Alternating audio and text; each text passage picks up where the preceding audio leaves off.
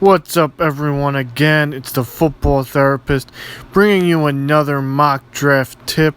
Today we're talking about what to do when you're at the beginning of the draft order, and this is mostly for rounds 2 and 3.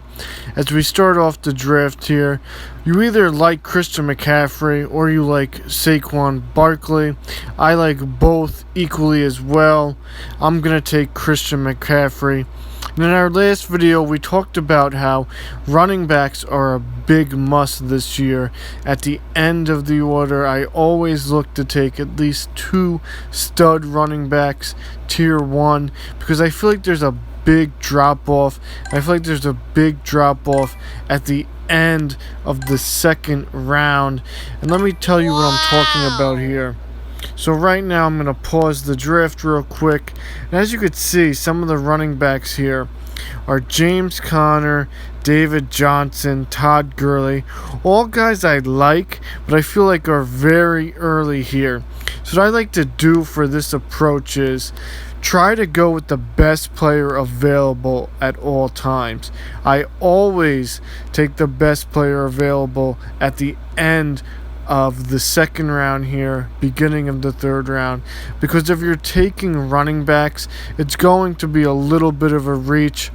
Wide receivers, there's some good ones here. Chris Godwin, Kenny Golladay, and you really have to draw the line where you're willing to take a quarterback or a tight end here. So obviously both Lamar Jackson and Patrick Mahomes went. This is with sleeper bots. Sometimes if they fall to this area and there are players I don't really like, I will not be opposed to taking them here. I'd rather get that tier 1 quarterback, boost myself with a Christian McCaffrey and a Patrick Mahomes, or a Christian McCaffrey and a Lamar Jackson, than try to reach on a guy I really don't want in this area.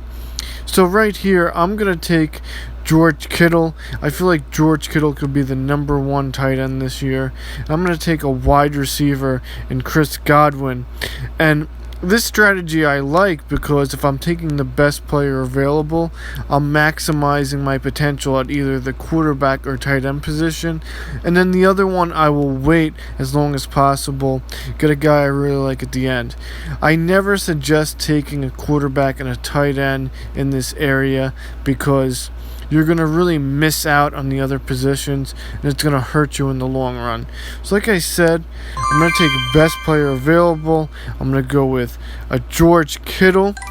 And again, I don't always do this strategy, but when you have a Christian McCaffrey, who's a clear-cut top 3 running back to top 5 every single week, you can afford to wait on that running backs just a little bit to get your RB2, because your RB1 is basically 1.5 running backs to me. And I'm going to take a Chris Godwin. I would also consider taking both Chris Godwin and Kenny Golladay there. I really love Kenny Golladay. I think he's going to be a top 5 potential guy. Chris Godwin is a little bit safer, but you really can't go wrong maximizing your potential at the tight end position near the end of the second round, early third round. So here, we're going to pause the draft, and we're going to show you what you can get here. So for this, I'm going to look at the positions. Mark Ingram, I talked about him a little bit in my last mock draft video. I like him. I think he's very efficient. I worry about J.K. Dobbins a little. Mostert here, he's a pretty solid RB2. Wide receivers, I really like Terry McLaurin. I think he has wide receiver 1 upside. Another tip with this strategy is don't be afraid to reach a little bit, because you're at the turn. At the 5.1, if I wanted to say, oh, I'm going to wait on, let's see, scroll down here, I'm going to wait on Kareem Hunt, or I'm going to wait on a David Montgomery, because I feel like he should be going in the mid-5th round. There's no way he's making it back to you.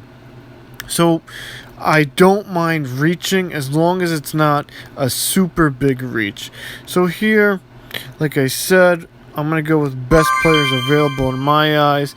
Really like Mark Ingram to be an efficient RB2 to pair with Christian McCaffrey, who's the safe play. And then I'm going to get Terry McLaurin, a guy that I really love this year. Now again, this strategy may not work in all your drafts, it all depends on the flow, but going best player available to pair with a Christian McCaffrey, a Saquon Barkley is something that I really enjoy. I hope you like these videos, and I'll be doing a little bit more content on my YouTube page over the next few days, so keep tuning in.